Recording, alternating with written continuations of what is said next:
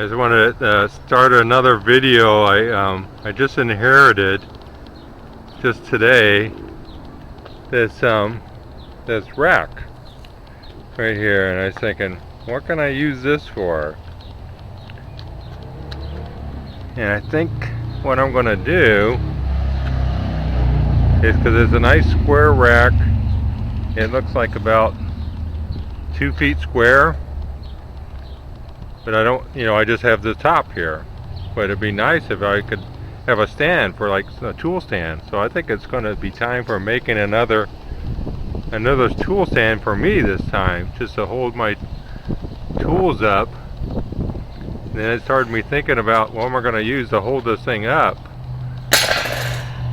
And I have this that because everything metal I have to save.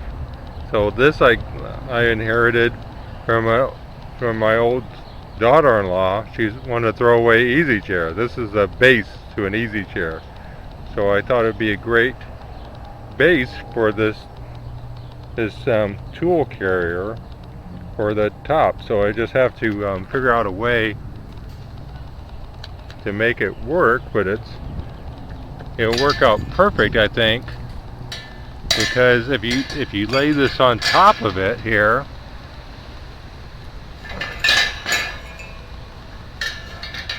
with it being a square, it lines up pretty close with those protrusions coming out, those four axes. So all I have to do is figure out a couple legs coming up vertical. To continue what I was saying, that the axes are lined up because of square and versus circle. It's pretty much in line. So all I have to do is come up vertically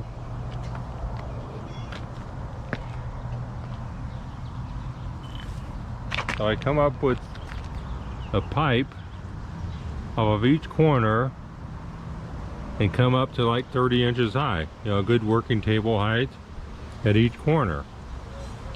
And so then I can transition to the top of that pipe, so we have a support at 4 corners right here, but it doesn't line up perfectly with this.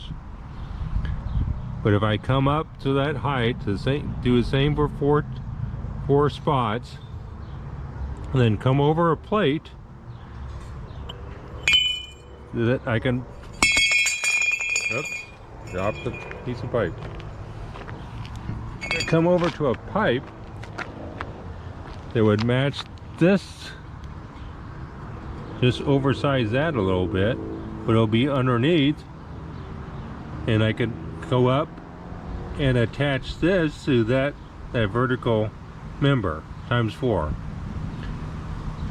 So the plan is that now, subject to change, this is what I'm thinking now, that I do a washer with a nut in the middle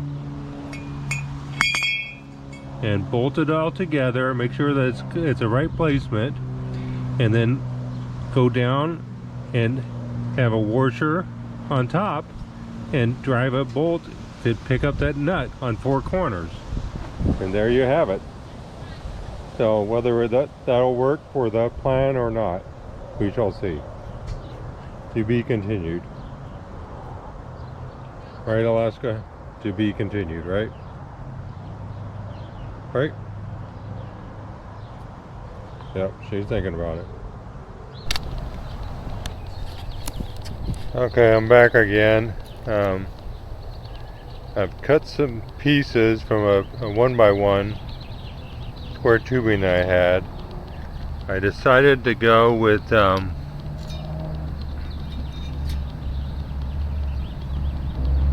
24-inch height. I know I said I wanted to get like a 30-inch table height, but there's at least a 1-inch base thickness on that circle, and so it started adding up, and if I put on like a 3-inch on top of this, and it's going to get pretty close to 30 inches. So we got 24 and then a 1-inch square tubing 6 inches long. We're at, so that's 24, 25, and then add 3 there, 28, 29 for that thickness. So it's getting pretty close to that. So that's what I've got going so far. Matter of welding these pieces up and cutting a piece of round tube on, and welding on a captured nut on that. Okay, bye. A little change of plans. I knew it was going to happen when we start building on something without, well, fully thinking everything out and drawing every little thing. I decided against going with the captured nut idea. I just went vertical and over, and it worked out better because I made a 24-inch high, which is better. It's a lower height, which I like better. So I'm planning on putting some tools on top of this tray, so it'll be easier to reach. And so it just 24-inch up, and I wasn't thinking about that. That'd be another 1 inch of 1 inch square tubing on top of that. So it's 20, 24, 25, 26 inches high. And I'm just going to have it so the horizontal is coming over here on both sides. So I've got this part right here, so I got 2 more to go. And I'm just going to let it just sit up there and let gravity do its work.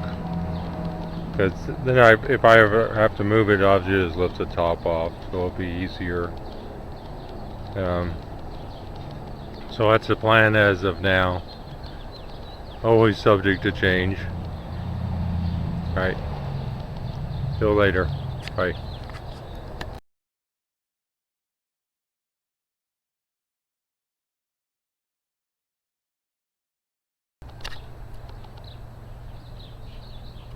Okay, here's the result of all 4 legs on it.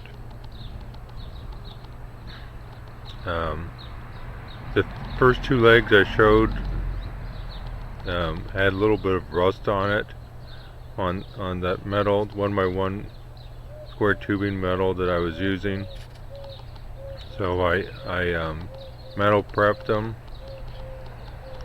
and I metal prepped those 2 legs, which helped out quite a bit. Got rid of the rust on the outside, and the other 2 legs were newer metal, but I went ahead and metal prepped them too. Didn't have that much rust on it. So it's got a metal prep on it, and then I coated it with a Rust-Oleum primer. So I'll show you how the top fits. I need both hands to do that. Let me set this down. Hopefully I get you still in a shot here.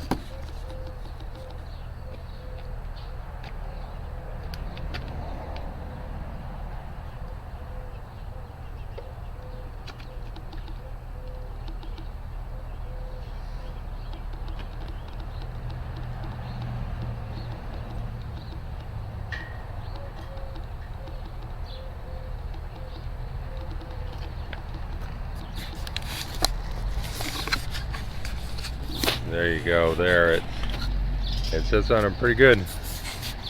Pretty happy with it. All I have to do now is just paint it. And then there's that one captured nut. I just need to run a bolt through and a washer through it. Alright. Next shot will be of it painted. Right. Right. The final shot of it. Got it painted. Turned out pretty good. I just did the one captured nut just to anchor it. But I like the color. I just kept the base black and did with the blue. It's called Rust-Oleum is sail blue. But it's a pretty color. Kind of reminds me of a Ford Blue, like on the blue on my Ford pickup. Well, that's cool.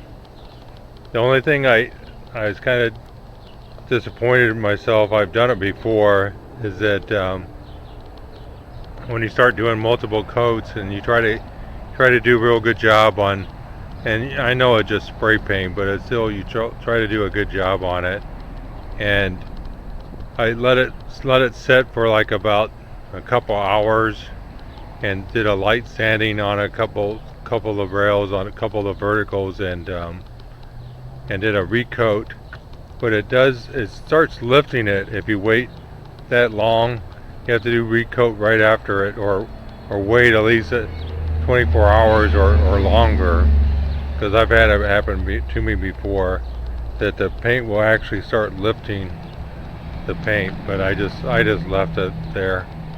I don't have to sand it all down and redo it, so it looks good. All right, that's it for this project. Bye.